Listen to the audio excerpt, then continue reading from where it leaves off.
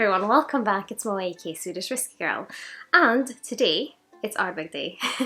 And I was supposed to be trying the new Beigeel Ardbeg release, but unfortunately it was delayed in the post, and due to the Jubilee being bank holidays and everything, it couldn't be delivered in time. But don't worry, it's coming up. As soon as it arrives, I'll film it and I'll put it up for you. But thanks to my dear friend Nicola, a lovely, lovely woman, I'm gonna try this. This is Ardbeg 25. I don't think I've ever tried this before. It retails around £1, so it's definitely out of my price range.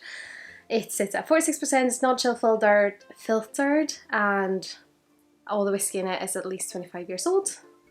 And I think it's sporadically available, so not all the time.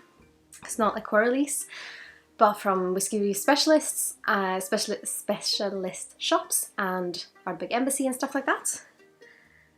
And yeah, doesn't say much about what it's been matured in. I'm gonna guess primarily bourbon, but yeah, I'm really looking forward to trying this. As you probably know, if you've watched this before, Ardbeg 10 is what got me into whiskey, so I always have a little bit of a soft spot for them. So let's start by having a look on the nose.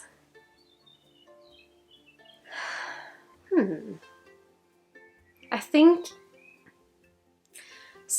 older smoky whiskey is quite interesting because I really like a big punch of smoke, but when it's super smoky, sometimes it can make a whiskey a little bit less complex. So for example, when I'm judging spirits competitions, if it's something super heavily smoky, it probably has the smoke taking things away from the other characters, so it's hard to rate it high unless they've managed somehow to retain the smoke and the characters. And if you are someone who loves big smoke, you probably like younger smoky whiskies because they will retain a lot more of that punchy smoke. But as they get older, well, some of the best old whiskies that I've had have been Islay whiskies, so really smoky whiskies, because they tend to be like golden fruits and the smoke tones down, but which means it balances out with the fruitiness really lovely. And straight away on the nose, this has that lovely fresh fruits. I would say on the nose of this, I'm getting more fresh fruits and not like the kind of tropical ripe fruits. So more like springtime, like apple blossoms and green apples, and probably a little bit of pear, but also a little bit of citrus. And it's quite floral as well. I'm still getting the smoke, even though it's not super punchy, but it's like a beach smoke, like a bonfire on a beach. Still a little bit salty, floral, and it's, yeah, if you compare it to like the Corey Reckon or Ardbeg 10 or something like that, it definitely has less smoke. I don't know if I would say less smoke, like you can't get the smoke as much, but the smoke is transformed into something else rather than what we might know it's as if you're like me and drink the core releases a lot more.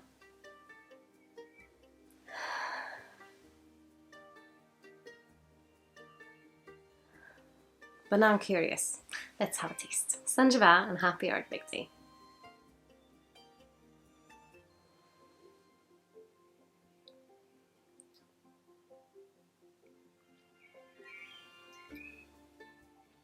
Quite woody straight away on the palate.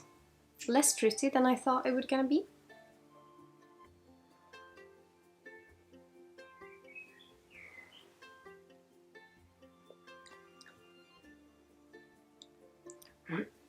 Yeah,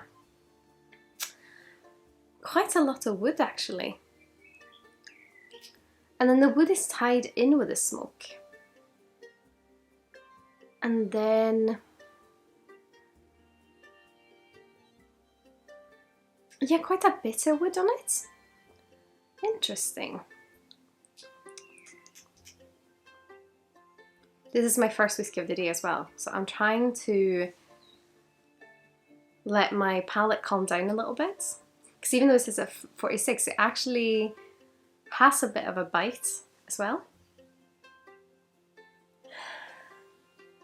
because on the nose it's now so gentle and like kind of floral fruitiness with a hint of smoke, and then on the palate it's quite different.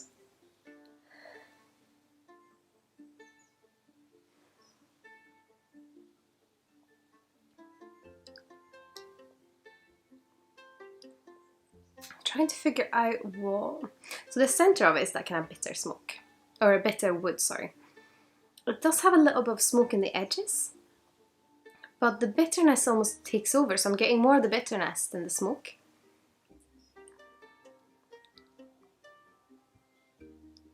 And what is that? There's some sort of fruitiness there. I wonder if it's like an apple fruitiness. I'm gonna add some water to this to see what happens. Have my water right here.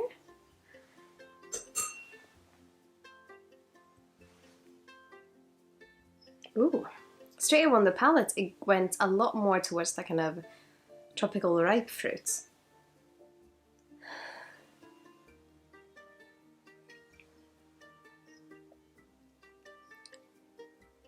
And more fruitiness opening up now on the palates, more floral notes. The floral notes are binding in with that kind of bitter element in the middle of it. I think I'm going to actually have a wine glass with water here, but I'm going to have a sip of water. Just to kind of neutralize a little bit.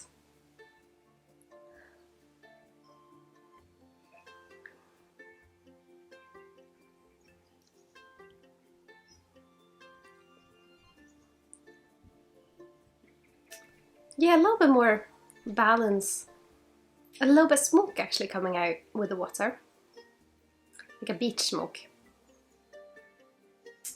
I think it has a little bit too much of that bitter note for my personal palates, which I wasn't expecting at all. And I also wonder, because sometimes I have certain days when I'm really picking up really odd characters in whiskey.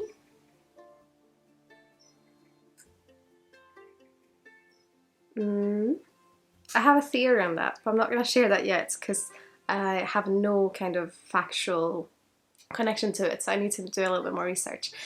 But it's sometimes when I feel like my palate really changes.